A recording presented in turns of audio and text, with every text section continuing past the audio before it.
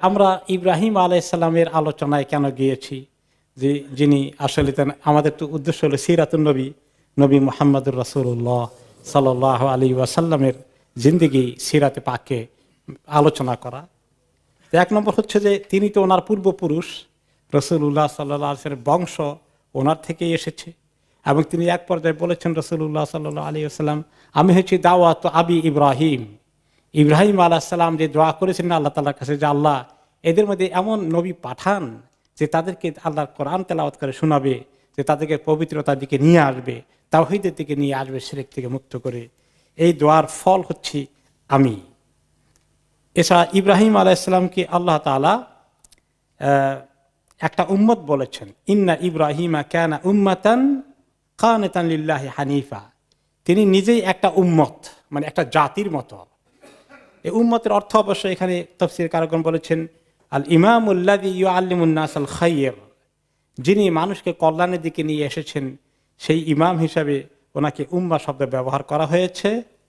এরপরে আমরা ওখানে যে শিক্ষাগুলো পাই, এক নম্বর শিক্ষা হলো ইরাক থেকে যখন তিনি আসলেন, মানুষ যদি দিনের পথে মজবুত হয়ে টিকে থাকে তাহলে আল্লাহ তাআলা তাকে সাহায্য করেন। তার প্রমাণ তিনি আগুনে ফেলে দেওয়া হলো, কিন্তু আল্লাহ তাআলা ওনাকে রক্ষা করলেন। দুই নম্বর, দ্বীনি কাজ যাদের মিশন, তারা দ্বীনি কাজকে থামায় না। যেখানে সুবিধা হয় নাই, প্রয়োজন বোধে হিজরত করতে হবে। এই জন্য রাসূলুল্লাহ সাল্লাল্লাহু আলাইহি ওয়াসাল্লাম নিজেও হিজরত করেছেন সাহাবীদেরকে নিয়ে মক্কা থেকে মদিনায়। আর ইব্রাহিম আলাইহিস সালাম হিজরত করলেন ইরাক থেকে শাম, সিরিয়া হয়ে ফিলিস্তিন। এখনও তো হিজরত করতে হয়। আমাদের বাড়ির পাশে রোহিঙ্গাদেরকে শুধু ইসলামের কারণেই তাদেরকে আজকে হিজরত করতে হয়েছে। কি করুণভাবে তাদের উপরে নির্যাতন নেমে এসেছে। তো দিনকে টিকিয়ে রাখার জন্য এরকম পরিস্থিতি কোনো দেশে যখন আসে, তখন তাদের প্রতি হিজরত করা কিন্তু ফরজ হয়ে যায়। কাজেই এই যে রোহিঙ্গারা আমাদের দেশে এসেছে, এটা আমাদের দেশের জন্য একটা বাড়তি ঝামেলা তৈরি হয়ে গেছে। এই কথা মুখে উচ্চারণ করা মুসলমানের জন্য জায়েজ আছে না। তারা তাদের ফরজ দায়িত্ব পালন করতে এসেছেন, যাদের জান বাঁচানোর জন্য, ইজ্জত বাঁচানোর জন্য, দিনকে রক্ষা করার জন্য। সেখান থেকে এই মুহূর্তে কোনো উপায় যদি না থাকে, হিজরত করে আসা তাদের জন্য ফরজ হয়ে গেছে। আর যারা আনসার হবে, যারা তাদের প্রতিবেশী দেশ, ওই সমস্ত মুসলমানদের উপরে সেই দেশের প্রতি তাদের সহযোগিতা করা কি ফরজ না নফল? ফরজ হয়ে গেছে, জরুরি ফরজ আমাদের উপরে এই জিনিসটা।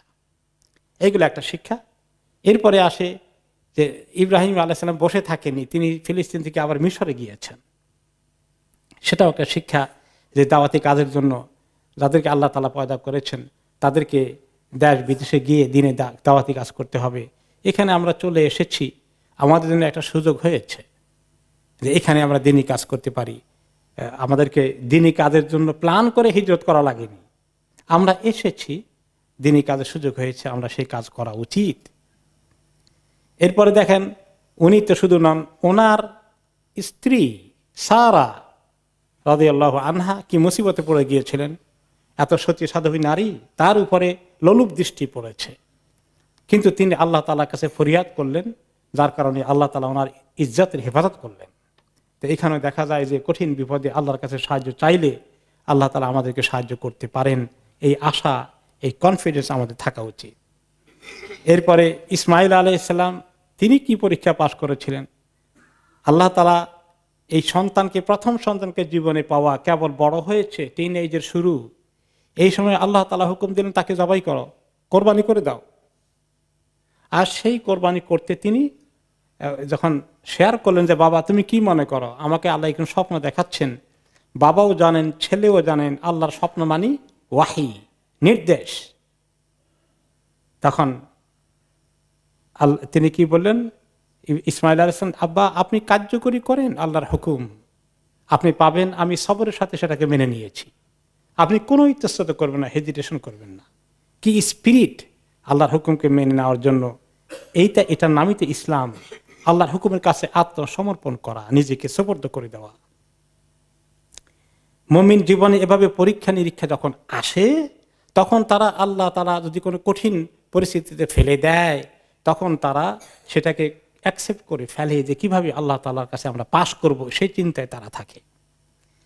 ইব্রাহিম আলাইহিসসালামের সঙ্গে নবী করিম সাল্লাল্লাহু আলাইহি সাল্লাম এবং এই উম্মতের আরো সম্পর্ক আছে। আল্লাহ তাআলা আমাদের ব্যাপারে বলছেন সূরা আল হজের ৭৮ নম্বর আয়াতে, মিল্লাতা আবিকুম ইব্রাহিম হুয়া সাম্মাকুমুল মুসলিমিন।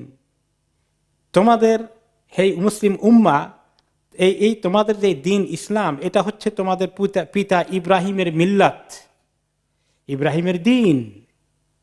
হুয়া সাম্মাকুমুল মুসলিমিন, তিনি তোমাদেরকে মুসলিম এই শব্দটির নামটি এভাবে দিয়েছেন। এখন মুসলিম তো আদম আলাইহিস সালামও মুসলিম ছিলেন, নূহ আলাইহিস সালাম মুসলিম ছিলেন এবং তাদের উম্মাহ। তো ইব্রাহিম আলাইহিস সালাম মুসলিম নাম কেন কিভাবে দিলেন, এটা অর্থটা কি? মুসলিম যে আল্লাহর হুকুমকে মেনে নেয়। এখন এরকম আরো অনেক শব্দ আরবিতে আছে, মুতিয়া যে আল্লাহর হুকুম মানে, এরকম অনেক শব্দ আসতে পারে, কিন্তু পরিচয় আইডেন্টি হিসাবে, জাতি হিসাবে, উম্মত হিসাবে তিনি মুসলিমটাকে, এই টার্মিনোলজিটাকে ব্যবহার করেছেন, এই পরিভাষাটাকে তিনি অ্যাপ্লাই করেছেন এই উম্মতের পরিচয় হিসাবে, আইডেন্টিটি হিসাবে।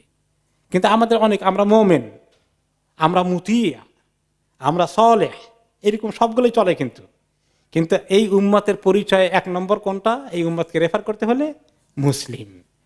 এটা আসছে ইব্রাহিম আলাইহিস সালাম, এটা এই শব্দটাকে পছন্দ করেছেন, যেটা আজকে আমাদের জাতিগত পরিচয় হয়ে গেছে। হুয়া সাম্মাকুমুল মুসলিমিন, এই নামকরণ তিনি করেছেন। কাজে আমাদের সঙ্গে, এই নবীর সঙ্গে ইব্রাহিম আলাইহিস সালামের সম্পর্ক বহু দিক থেকে। আমরা যখন হজে যাই, সেখানে আল্লাহ তাআলা আমাদেরকে কি বলেছেন? ওয়াত্তাখিযু মিন মাকামি ইব্রাহিমা মুসাল্লা, তোমরা ইব্রাহিম আলাইহিস সালাম যেখানে দাঁড়িয়ে, যে পাথরের উপরে দাঁড়িয়ে কাবা ঘরের দেওয়াল নির্মাণ করতেন, সেটা সেই জায়গাটা যেখানে রাখা হয়েছে, এই এরিয়াটাকে বলা হয় মাকামি ইব্রাহিম, ইব্রাহিমের জায়গা, ইব্রাহিমের কেয়াম করার জায়গা, ইব্রাহিমের দাঁড়ানোর জায়গা, যে পাথরের উপর তিনি দাঁড়িয়েছিলেন, সেই এরিয়া কেন্দ্রিক এরিয়াটা হচ্ছে মাকামি ইব্রাহিম। সেখানে আমরা তাওয়াফের পরে 2 রাকাত নামাজ পড়ার কথা। তবে যদি মাতাফ ভর্তি হয়ে যায়, সেখানে এই 2 রাকাত নামাজ পড়া না যায়, তাহলে বাইতুল্লাহর যে কোনো জায়গায় পড়লেই আদায় হয়ে যাবে। মানুষকে তাওয়াফে ডিস্টার্ব করে জাহেলদের মতো সেইখানে জোর করে নামাজ পড়ার জন্য আল্লাহ তাআলা হুকুমটা দেননি। সুবিধা হলে পড়ব, না হলে যে কোনো জায়গায় পড়লেই তাওয়াফের 2 রাকাত সালাত আদায় হয়ে যাবে। এরপরে ইব্রাহিম আলাইহিস সালামের ঘটনার মধ্যে আজকে আমরা যে বিষয়ের দিকে নতুন আলোচনায় যাব, যে এই কাবা শরীফে আশেপাশে যিনি ইব্রাহিম আলাইহিস সালাম তাওহীদ প্রতিষ্ঠা করতে আসলেন, সেই জায়গার মধ্যে এত শিরক কেমনে আসলো, এই ঘটনার দিকে আমরা যাব। তার আগে এই প্রসঙ্গে আল্লাহ তাআলার কাছে তিনি দোয়া করলেন, ওয়াইদ ক্বালা ইব্রাহিম রাব্বি জাআল হাযাল বালাদা আমিনা ওয়াজনুবনি ওয়া বানিয়া আন না'বুদাল আসনাম। যখন ইব্রাহিম বলেছিলেন, হে রব, এই শহরকে আপনি নিরাপত্তার শহর বানিয়ে দিন। নিরাপত্তা, এখানে খুন খারাপি, যুদ্ধ বিগ্রহ কিছুই হতে পারবে না। ওয়াজনুবনি, আর আল্লাহ আমাকে আপনি হেফাজত করুন, আমাকে বাঁচিয়ে দিন। ওয়া বানিয়া, এবং আমার সন্তান সন্ততিদেরকে বাঁচিয়ে দিন। আন না'বুদাল আসনাম, আমরা যেন কেউ মূর্তি পূজার দিকে না যাই। রব্বি ইন্নাহুন্না আযলালনা কাসীরাম মিনান নাস, আল্লাহ এই মূর্তিগুলো অনেক মানুষকে গোমরাহ করেছে। মূর্তির মানুষের কাছে কাছে গিয়ে গোমরাহ করার কোনো শক্তি আছে নাকি? অর্থাৎ মূর্তির উসিলায় মানুষ প্রচুর এই গুনার মধ্যে গোমরাহিতে চলে গিয়েছে। নূহ আলাইহিস সালামের জামানায় পর থেকে এই যে কিভাবে নূহ আলাইহিস সালামের আগেই আদম আলাইহিস সালামের শিক্ষা থেকে দূরে গিয়ে লোকেরা কি করে ফেললো, বিভিন্ন রকমের মূর্তি জোগাড় করে ফেললো। এই মূর্তিগুলোর ইতিহাস, একসময় এই মূর্তির অরিজিনাল মানুষগুলো ছিল বড় ওয়ালি আল্লাহ। এদেরকে আস্তে আস্তে মানুষ কি এক পর্যায়ে তাদের মূর্তি বানিয়ে পূজা করা শুরু করে দিল। তো এই যে মূর্তি মানুষের মধ্যে অনেক বিভ্রান্তির কারণ হয়ে গেল। আল্লাহ, আপনি এই মানুষগুলোকে, আমার রেখে যাওয়া এই সন্তান সন্ততি এবং এই শহরের লোকগুলোকে আপনি মূর্তি পূজা থেকে আল্লাহ রক্ষা করেন। ফামান তাবিআনি ফাইন্নাহু মিন্নি, যে আমাকে অনুসরণ করে, এই তাওহীদের উপরে থাকে, আল্লাহ সে তো আমার অন্তর্ভুক্ত হবেই, তার জন্য তো সুখবর। ওমান আসানি ফাইন্নাকা গাফুরুর রহিম, আর কেউ যদি নাফরমানি করে ফেলে, গুনার দিকে চলে যায়, তাহলে আশা করছি আপনি তো গাফুর এবং রাহিম, কেউ ভুল করে ফেললে আপনি তাকে মাফ করে দিয়েন। ইব্রাহিম আলাইহিস সালাম আরো দোয়া করেন, অনেক দোয়া করেছেন, কোরআনে পাকে ওনার দোয়া ভর্তি, প্রচুর দোয়া করেছেন। তার মধ্যে অন্যতম একটা দোয়া ছিল সূরা আল বাকারার 124 নম্বর আয়াতে, ক্বালা ইন্নী জাইলুকা লিন-নাসি ইমামা ক্বালা ওয়া মিন যুররিয়্যাতি ক্বালা লা ইয়ানালু আহদিয যালিমিন। তখন তিনি বলেন যে হে আল্লাহ, আপনি আমাকে ইমাম বানিয়ে দেন। ইমাম বানানোর এত হওয়ার শখ হওয়া কি ভালো নাকি? এটা থেকে প্রশ্ন করতে পারেন যে ইমাম অর্থটা কি, সেটা আরেকটি আয়াত থেকে সূরা আল ফুরকানে আমাদের সন্তান সন্ততির জন্য আমরা দোয়া করি, যখন আল্লাহ তাআলা একটা সুন্দর দোয়া শিখিয়ে দিয়েছেন, রব্বানা হাব লানা মিন আজওয়াজিনা ওয়া যুররিয়াতিনা কুররাতা আয়ুন ওয়াজআলনা লিল মুত্তাকিনা ইমামা। হে আল্লাহ, আমাদের স্বামী স্ত্রী এবং আমাদের সন্তান সন্ততি সবাইকে চক্ষু শীতল হওয়ার কারণ বানিয়ে দিন, তাদেরকে দেখলে যেন আমাদের চক্ষু জুড়িয়ে যায়। এত ভালো দিনদার নেককা নাকি নাদুস নুদুস খুব স্বাস্থ্য হয়ে যায়, এটা দেখলেই খুব ভালো লাগে, ওইটা না, যে আমাদের ছেলে পেলে স্ত্রী পরিবার যেন তারা যেন এত সুন্দর দিনদার, সুন্দর আখলাক চরিত্রবান হয়ে যায়, আখলাকওয়ালা, যাদেরকে দেখলে আমাদের মনটা জুড়িয়ে যায়, এমন সন্তান সন্ততি স্বামী স্ত্রী আমাদেরকে দান করুন। ওয়াজআলনা লিল মুত্তাকিনা ইমামা, আর আল্লাহ আমাদেরকে মুত্তাকিদের ইমাম বানিয়ে দিন। এই ইমামের অর্থ হচ্ছে আমাম, আমাম মানে সামনে থাকা, অর্থাৎ প্রত্যেকটি কাজে যেন আমরা নেক কাজের যেন সামনে থাকি, ভালো কাজের যেন সামনে থাকি। নামাজ পড়তে আসলে যেন আমরা কোন লাইনে পড়ি, প্রথম কাতারে পড়তে পারি। তালিমের মধ্যে আসতে হলে সবার আগে চলে আসতে পারি, যত কাছে বসতে পারি।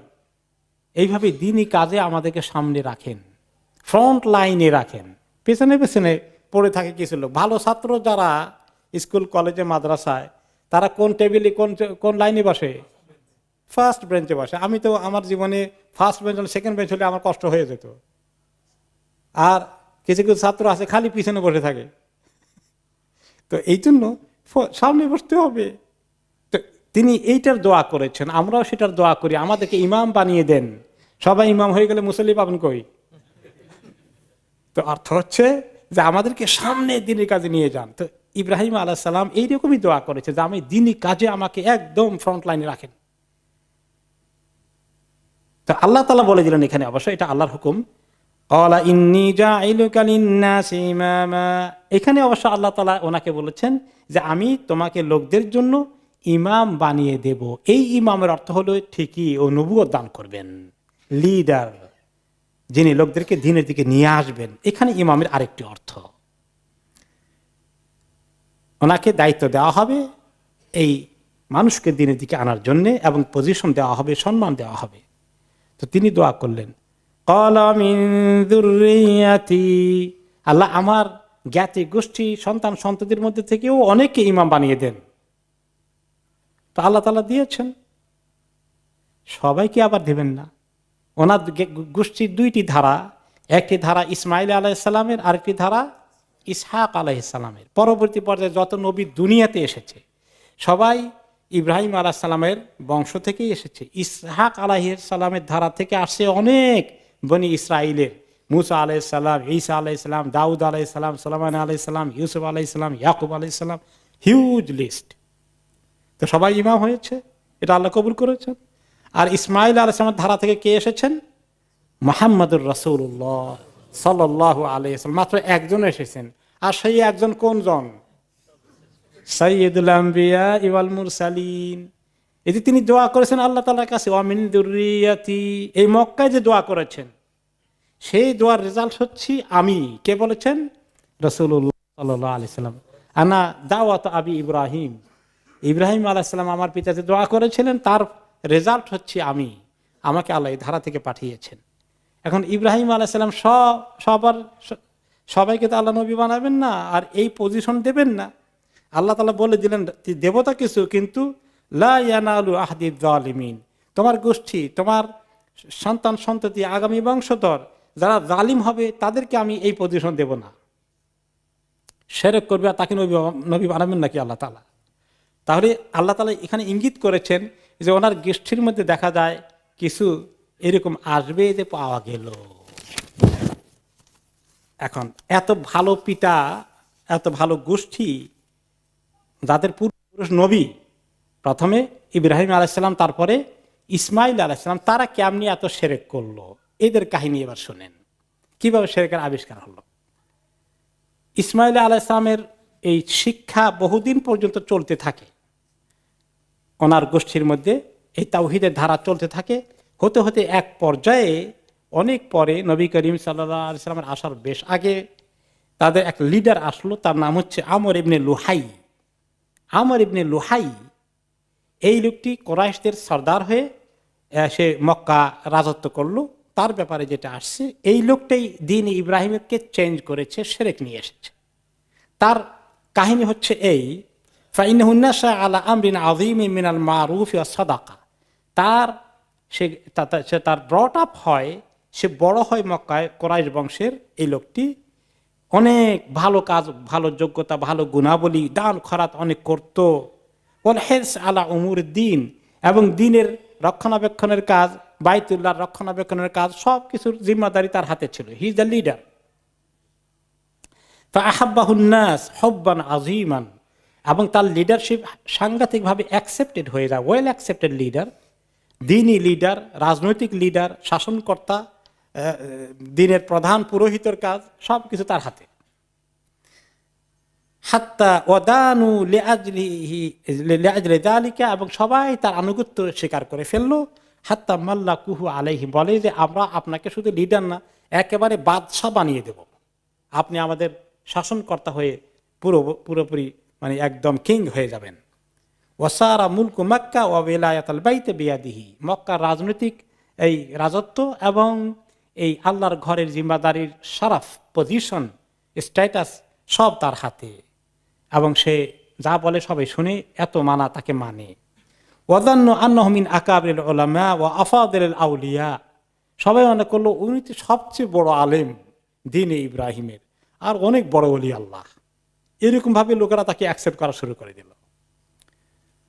সুম্মা ইন্নাহু সাফারা ইলা শাম, এক পর্যায়ে সে হিজরত মানে ব্যবসা বাণিজ্য বা কোনো উপলক্ষে শাম দেশে গেল। শাম মানে সিরিয়া। সেখানে গিয়ে দেখতে পেল ফারাআহুম ইয়াবুদুনাল আওসান, সেখানেই দেখে তাদের কি সুন্দর সুন্দর মূর্তি আছে। ও, কত কায়দা করে তারা এগুলোর ইবাদত করে। তা আমরা তো এগুলো সব মিস করতেছি, যে আল্লাহর ইবাদত করি তাকে দেখিও তো না। এই মূর্তিগুলো দেখে তার ভিতরে মূর্তির আকর্ষণ পয়দা হয়ে গেল। ফারাআহুম ইয়াবুদুনাল আসনাম ফাস্তাহসানা যালিকা ওয়া যান্নাহু হাক্কান, সে এটাকে খুবই পছন্দ করলো আর মনে করলো এই কাজটা জরুরি দ্বীনি কাজ, এটা দ্বীনেরই অংশ হিসাবে তার ইতমিনান হয়ে গেল। কারণ লিআন্না শাম মাহাল্লা রুসুল ওয়াল কুতুব, কারণ এই শাম দেশ ফিলিস্তিন এবং সিরিয়াকে একসঙ্গে, এবং জর্ডানকে, লেবাননকে, সবগুলোকে একসঙ্গে বলা হয় বেলাদুস শাম, শাম দেশ। যে এই শাম দেশে আল্লাহ প্রচুর নবী পাঠিয়েছেন। বনি ইসরায়েলের ভিতরেই তো বেশি নবী এসেছে, তাদের বসবাস ছিল এই এলাকায়। তো এই সব নবীদের দেশ। আমাদের আছে ইব্রাহিম আলাইহিস সালাম কত হাজার বছর আগে এসেছিলেন, ইসমাইল আলাইহিস সালাম কত হাজার বছর আগে এসেছিলেন। আমরা বোধহয় তাদের এগুলো মিস করে ফেলেছি, এই জন্য আমাদের কাছে মূর্তি নাই। আর এদের কাছে তো লেটেস্ট নবীরা এসেছিলেন, অনেক নবী, কাজে এদের দিনটাই হক দিন হবে। এখান থেকে সেই মূর্তি পূজার দীক্ষা নিয়ে আসে। ফালাহুমুল ফাদিলাতু বিযালিকা আলা আহলিল হিজাজ ওয়া গায়রিহিম, হিজাজ ওয়ালাদের উপর মক্কা মদিনা ওয়ালাদের তুলনায় এদের অবশ্যই দ্বীনি জ্ঞান অনেক বেশি। তারা আখেরি নবীদেরকে, লেটেস্ট নবীদেরকে পেয়েছেন, কাজে তারা যেটা করেন সেটাই ঠিক দিন হবে। ফারাজা ইলা মক্কা ওয়া কাদিমা মাআহু বিহুবাল, এখন সে মক্কায় আসলো, ওদেরকে অনুরোধ করে বলল, আমরা তো মক্কাবাসী, তোমাদের এত মূর্তি আছে, আমাদের তো একটাও নাই, তো মেহেরবানি করে তোমাদের বড় ফজিলতওয়ালা একটা মূর্তি দিয়ে দাও। এই ফজিলতের মূর্তি দিয়েছে হুবাল, হুবাল নিয়ে আসছে। ওয়াজাআলাহু ফি জাওফিল কাবা, আর এই মূর্তিটাকে কাবার ভিতরে ঢুকাই দিয়েছে একদম। ওয়াদা আহলা মক্কা ইলা শিরক বিল্লাহ, এই এসে সে শিরকের লেসন দেওয়া শুরু করে দিল, এই দ্বীনে ইব্রাহিমকে পরিবর্তন করে ফেললো। তাওহীদের দ্বীনের মধ্যে কি ঢুকিয়ে দিল? শিরক ঢুকিয়ে দিল। ফাজাবু, এত বড় লিডার, এত বড় আলেম, এত বড় ওলি আল্লাহ তাদের, নাউজুবিল্লাহ, সে যখন বলে এটাই তো ঠিক হবে, ওলি আল্লাহ তো সে তাদের কাছে, কাজে তার কথা তারা গ্রহণ করে ফেললো। মক্কাবাসীরা সবাই শিরকের দিকে চলে আসলো, ও সবাই মক্কা তার কথা সাড়া দিল, সবাই না হলেও মেজরিটি। ও আহলুল হিজাজে ফি দীনিহিম তাবাউন লিআহলি মক্কা, আর মক্কার আশেপাশে যত শহর আছে তারাও অচিরেই তারাও মক্কাবাসীকে ফলো করে, তারা ফলো করা শুরু করে দিল। এরপরে আস্তে আস্তে আরব উপদ্বীপের জাজিরাতুল আরবিয়ার অনেক জায়গায় এভাবে শিরক ছড়িয়ে পড়ল। ওকে, তো এভাবে করতে গিয়ে তারা এখন শিরক তাদের দিনে ঢুকলো। কিন্তু স্টিল কিছু কিছু তাদের মধ্যে কি আছে, ইব্রাহিম আলাইহিস সালামের দিন তো কিছু এখনো আছে, অনেক ঘটনা আসবে। আব্রাহা যখন অ্যাটাক করেছে, আব্দুল মুত্তালিব বলে যে, আব্রাহা তাকে ডাকলো, সে বলে যে তুমি কি চাও, এ কথা বলে না যে আল্লাহর ঘরটা আমারে আক্রমণ করো না, না বলে বলে যে আমার যে উটগুলো ধরে নিয়ে আসছো, ছাগলগুলো, ওগুলো ফেরত দিয়ে দাও। তা আব্রাহা কি বললো, আমি তো মনে করছি তুমি অনেক বড় লিডার আব্দুল মুত্তালিব, আল্লাহর ঘরে যাতে অ্যাটাক না করা হয়, তোমাদের পবিত্র ঘর, এইটার ব্যাপারে বলবা। তুমি বলা যে তোমার গরু ছাগল বা উট এগুলো নিয়ে তুমি চিন্তায় আসো, এত বড় ঘরের কোনো চিন্তা নাই। আমি তো উটের মালিক, কিন্তু ঘরের মালিক তো আল্লাহ আরেকজন আছেন, তিনি যদি চান সেটা তিনি হেফাজত করবেন, আমাকে তুমি আমার উটগুলো দিয়ে দাও। তো তাতে বোঝাই গেল যে আল্লাহ যে একজন আছে এটা তারা জানে। একজন আব্দুল মুত্তালিব, তার এক ছেলের নাম রেখেছে আব্দুল্লাহ, আবার আরেক ছেলের নাম আব্দুল ওজ্জা, ওজ্জা মূর্তির সন্তান, দাস। তো আল্লাহ আছে, মূর্তিও আছে। তো এভাবে করে তারা দ্বীনে ইব্রাহিমের কিছু অংশ আছে, আর কিছু অংশ তাদের মন গড়া পরিবর্তন করে শিরক বিদআত ঢুকিয়ে দিয়েছে। এমনকি তারা যে সমস্ত বিদআত করেছে এবং শিরক ঢুকিয়েছে, তার মধ্যে একটা হলো তালবিয়া, লাব্বাইক আল্লাহুম্মা লাব্বাইক, লাব্বাইক লা শারীকা লাক লাব্বাইক, ইন্নাল হামদা ওয়ান নি'মাতা লাকা ওয়াল মুলক লা শারীকা লাক। এত সুন্দর তালবিয়া হজ ওমরার তাওয়াফ করতে গেলে এর মধ্যে পরিবর্তন নিয়ে এসেছে। এই কোরাইশ বংশের একটা নাম ছিল নিজার গোত্র, তারা যখন মক্কা শাসনভার পায়, তারা তখন অ্যাড করলো শিরকের তালবিয়া। কিভাবে? তারা শুরু করলো লাব্বাইক লা শারীকা লাক, লাব্বাইকে তো আছে, আপনার কোনো শরীক নাই আল্লাহ, ইল্লা শারীকান হুয়া লাকা, তবে ওই শরীকটা যেটা আপনি ঠিক করে নিয়েছেন, লা হাওলা ওয়ালা কুওয়াতা ইল্লা বিল্লাহ, তামলিকুহু আমা মালাক, ওই শরীক যে এমন শরীক আপনার মতো বরাবর না, ওই শরীকের মালিকানাও আপনার হাতে। আর এই শরীক যদি কিছু মালিকানা তার কোনো জিনিস থাকে, সেই জিনিস এবং সেই নিজে সব আপনার মালিকানার ভিতরে আছে। তার মানে এগুলো সবগুলো ছোটখাটো মাবুদ, আপনি কিন্তু বড় ঠিক আছেন, সেই ব্যাপারে আমরা কম্প্রোমাইজ করছি না। হিন্দুদের সবচেয়ে বড়টা ঈশ্বর, আর বাকি অনেক দেবতা আছে ঠিক এই লাইনে। তাদের সবচেয়ে অন্যতম আরেকটা বড় নাম করা মাবুদ বা মূর্তি ছিল, একটা তো শুনলাম আমরা হুবল, মক্কার ভিতরে কাবা ঘরের ভিতরে ঢুকানো আছে, আর এ ছিল মানাত। লাত এবং মানাতের মধ্যে শুনেছি, তার মধ্যে মানাত একটা, কানা মানসুবান আলা সাহিলের বাহরি বিকুদাইদ, এটা আরব সাগরের তীরে ছিল, মক্কা মদিনার মাঝখানে প্রায়। সমস্ত আরবরা এটাকে খুব সম্মান করতে সেখানে যেত, এবং মদিনাবাসী যে আউস এবং খাজরাজ যারা পরে ইসলাম কবুল করেছেন, তাদের অনেক বড় মাবুদ ছিল এই মানাত। সেখানে তারা তীর্থ পালন করতে, মানে এক রকমের হজ করতে সেখানে তারা আসতেন। এরপরে ছিল লাত, এটা ছিল তাইফ বাসীদের বড় মূর্তি। আর এটা ছিল উজ্জা, এটা ছিল ওয়াদি নাখলা, যেটা মক্কা এবং তাইফের মাঝখানে একটি শহর। এরপরে এইগুলো বড় বড় কতগুলো মূর্তি, এছাড়া তাদের অগণিত মূর্তি ছিল। স্বয়ং রাসূলুল্লাহ সাল্লাল্লাহু আলাইহি ওয়াসাল্লাম যখন মক্কা শরীফ বিজয় করেন, মক্কার ভিতরে কয়টা মূর্তি পেয়েছেন? তাই কাবাঘরের ভিতরে 360টি পেয়েছেন। তো এক কাবাঘরের ভিতরে 360, আর প্রত্যেক কবিলায়, গোত্রে, উপগোত্রে, বিভিন্ন জায়গায়, বাজারে, ঘাটে, হাটে, মাঠে, সব জায়গায় বিভিন্ন মূর্তি দিয়ে সয়লাভ করে ফেলেছে। এই জন্য যখন নবী করিম সাল্লাল্লাহু আলাইহি ওয়াসাল্লাম বলে যে লা ইলাহা ইল্লাল্লাহ, কোনো মাবুদ নাই একমাত্র আল্লাহ ছাড়া, তারা বললো কি এটা কেমন কথা, এত মূর্তি এত মাবুদ দিয়ে কোন রকমের টিকে আছি, সব জিনিস নাই হয়ে যায়, একজনে কেমনে ঠিক রাখবে সব? আজালাল আলিহাতা ইলাহান ওয়াহিদা ইন্না হাযা লাশাইউন উজাব। সব মাবুদ ফেলে দিয়ে কয় একমাত্র এক মাবুদ। আশ্চর্য কথা, চলবে কেমনে? তারা আশ্চর্য হয়ে গেল। এইভাবে শিরক গোটা আরব দেশের গলিতে গলিতে ছড়িয়ে পড়ল। তাহলে কিভাবে আরবদের মধ্যে এই শিরকের প্রচলন হলো? ইব্রাহিম আলাইহিস সালামের সন্তানদের, তাওহীদের সন্তানের মধ্যে। এখানে একটা বড় শিক্ষা কি জানেন? বাপ দাদা 14 গোষ্ঠী অনেক বড় বুজুর্গ ছিলেন, কামেল ছিলেন। তারপরে তার 14 গোষ্ঠী আস্তে আস্তে নামতে নামতে কোন দিকে গিয়েছে? তাওহীদের মধ্যে আছে না শিরকে গিয়েছে? ওই যে বড় ওলি আল্লাহ যিনি ছিলেন তার মাজার হয়ে গেছে এখন শিরকের কেন্দ্র, আখড়া। ঠিক কিনা? একই সিলসিলা। এমনকি পূর্বপুরুষ খুব যদি হয়, বংশের বুনিয়াদের গ্যারান্টি দিয়ে এই কোরাইশ বংশ ইব্রাহিম আলাইহিস সালামের দিনের মধ্যে থাকতে পারলো না। এই জন্য আল্লাহ তাআলা বলেছেন ওয়ালা ইয়ানালু আহদিয জালিমিন, যারা জালিম হয়ে যাবে তাদের সঙ্গে আমার এই চুক্তি নাই। দ্বীনের পাহারাদার, দ্বীনের ওয়ালায়াত, দ্বীনের নবুয়ত তাদেরকে দেব, হইতে পারে না। এটা ইব্রাহিম আলাইহিস সালামের সঙ্গে শুধু নয়, এমনকি স্বয়ং নবী মুহাম্মদ সাল্লাল্লাহু আলাইহি ওয়াসাল্লাম আলে বাইত, ওনার আলে বাইত কত সম্মানিত আমাদের কাছে, তাই না? এখন আলে বাইতের গোষ্ঠী বিভিন্ন জায়গায় যেতে যেতে তারাও ঠিক একই অবস্থা হয়ে গেছে। অনেক ক্ষেত্রে শিরক বিদআতে লিপ্ত হয়ে গেছে আলে বাইতের এই জমানার মধ্যে আর কি। আগের জমানা না, কয়েক জেনারেশন, বহু জেনারেশন একদম সহি দ্বীনের উপরে ওনার থেকে ছিলেন। কিন্তু এখন বিভিন্ন জায়গায় তারা, ইয়ামানে অন্য অন্য জায়গায় দেখা যায় যে তারা আলে বাইতের দাবি করে। কতটুকুন দাবি, কার কতটুকু বংশবনিয়া ঠিক আছে সে করা তো মুশকিল। কিন্তু অনেক আলে বাইতের দাবিদার কিন্তু এই যে মাজার কেন্দ্রিক শিরক বিদআতে লিপ্ত।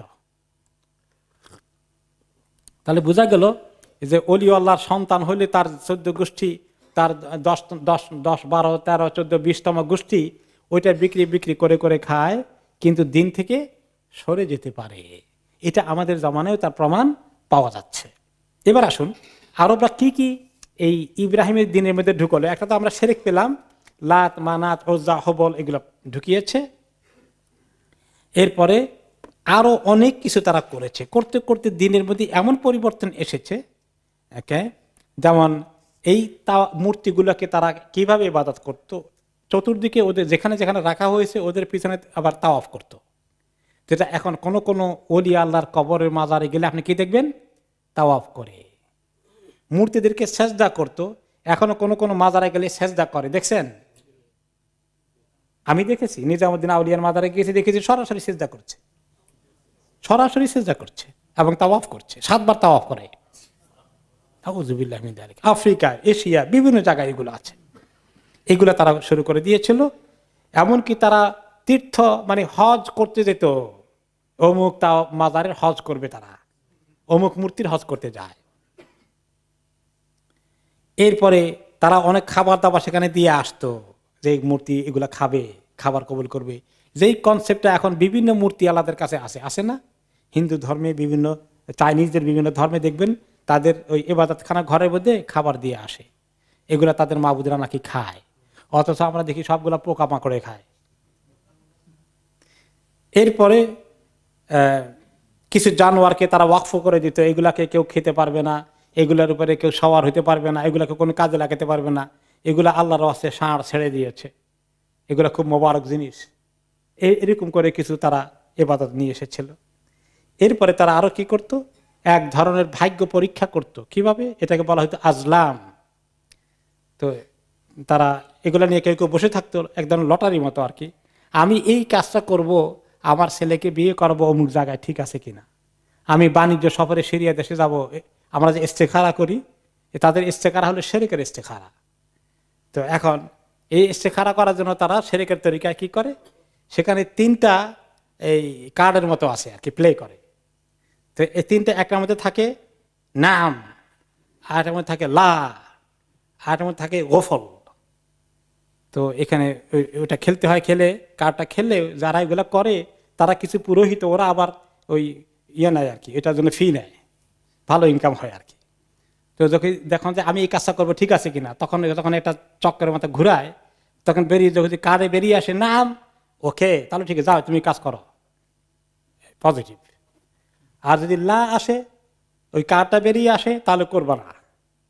আর গোফল, যে হ্যাঁ না না কোনোটাই আসলো না, মাঝখানে আসলো যে মানে এটা কি বলা যায়, হিডলেস, গোফল মানে হিডলেস, এটা কোনো ক্লিয়ার আনসার আসে নাই।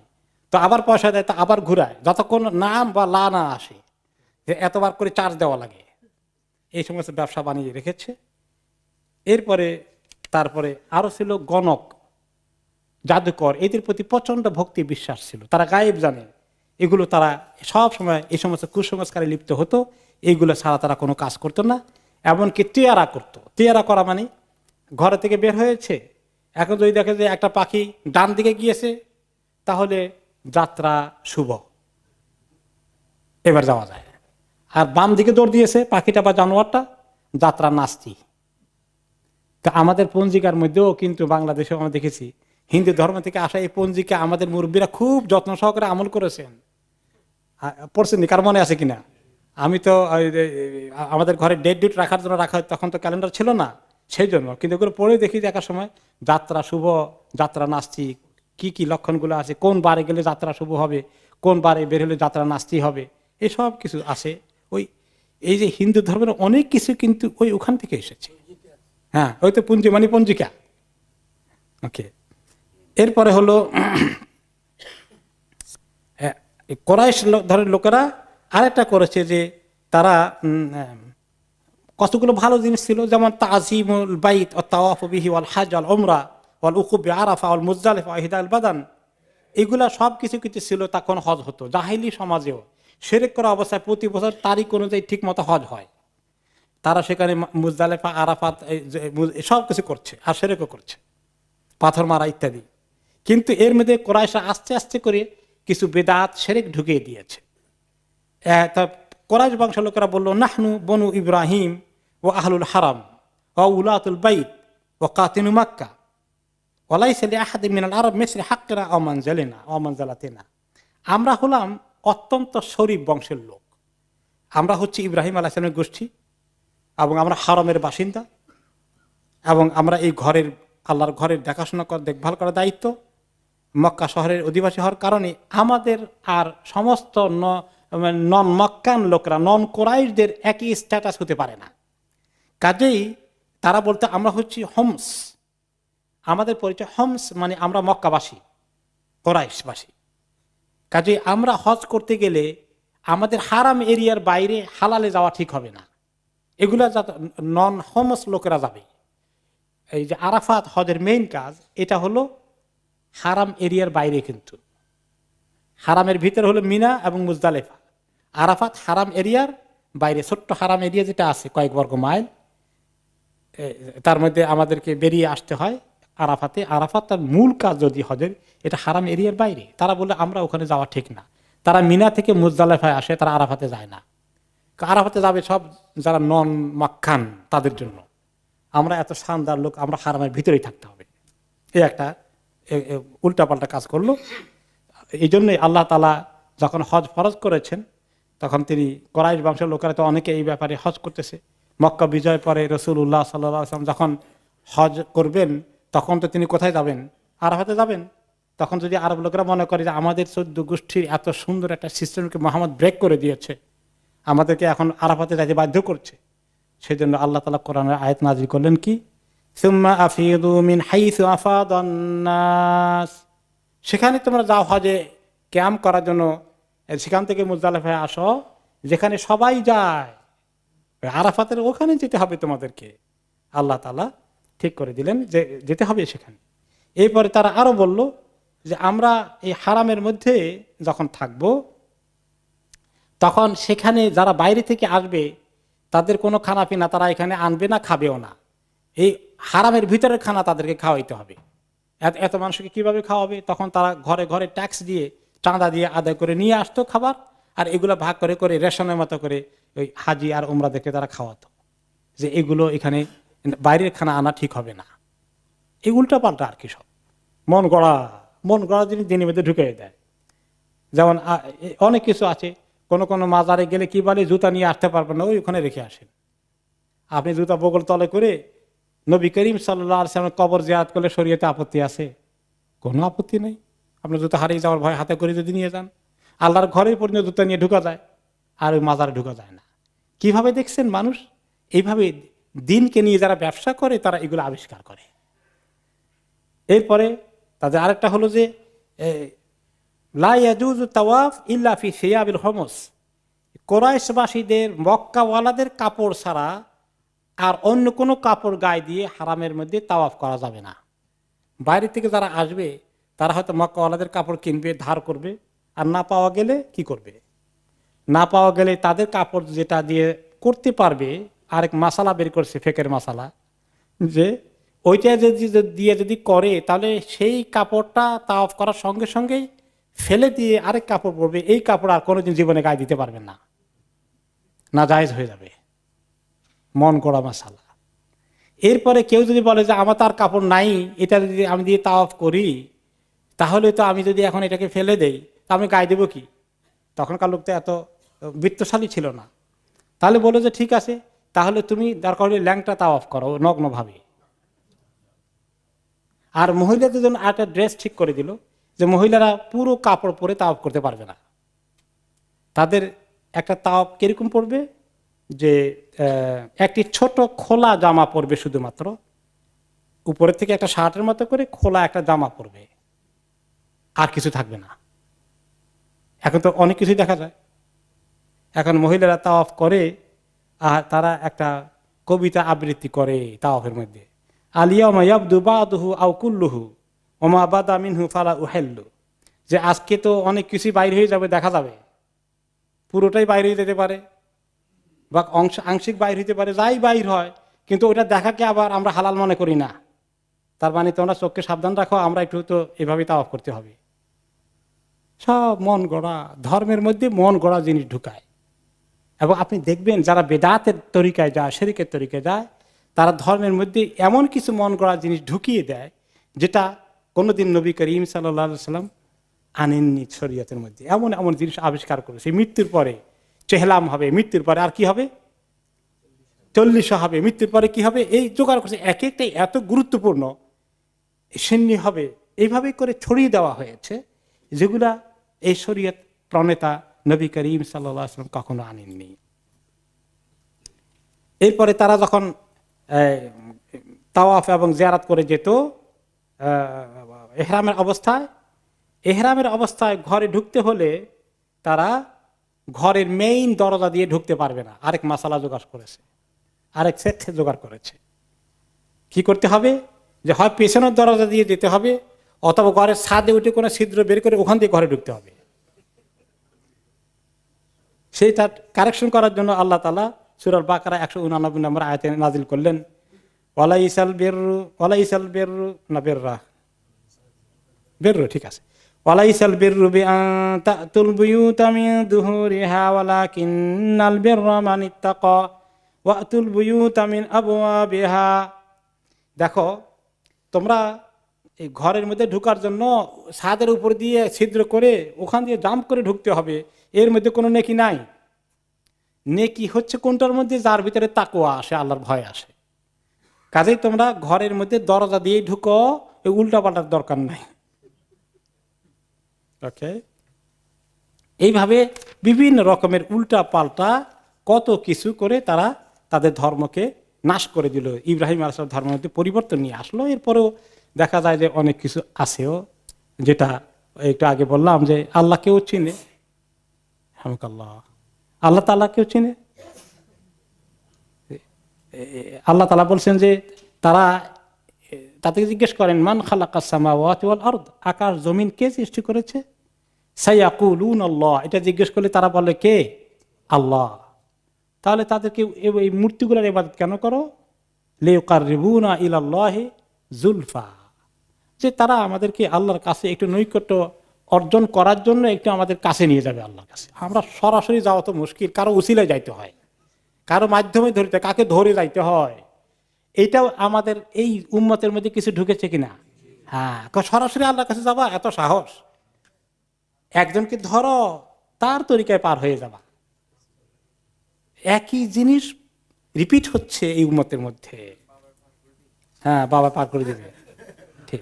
ওকে, এইভাবে করে করে তারা বিভিন্ন জিনিস তারা নিয়ে আসলো, এবং এইগুলো দিনে ইব্রাহিমকে একদম বিকৃতি করে ফেললো, এভাবে মূর্তি ছড়িয়ে পড়লো। তবে তখনও কিন্তু আরব দেশে এই মক্কাতেই কোরাইশদের ভিতরেও অল্প কিছু লোক ছিল যারা হারিয়ে গেছে, তাদের কাছে আল্লাহর ইবাদত কেমনি করতে হয়, নামাজ কেমনি পড়তে হয়, ইব্রাহিম আলাইসাল্লামের, ইসমাইল আলাইসালামের কথাগুলো তাদের কাছে আর নাই। কিন্তু তারা শিরক করেনি, তারা জানে যে শিরক ঠিক না। এরকম যারা ছিলেন তাদেরকে বলা হতো আহনাফ, হানিফ, শিরক মুক্ত ছিলেন তারা। তাদের মধ্যে অন্যতম ছিলেন কে? নবী মুহাম্মদুর রাসূলুল্লাহ সাল্লাল্লাহু আলাইহি ওয়াসাল্লাম। জীবনে কোনো মূর্তির কাছে মাথা নত করেননি।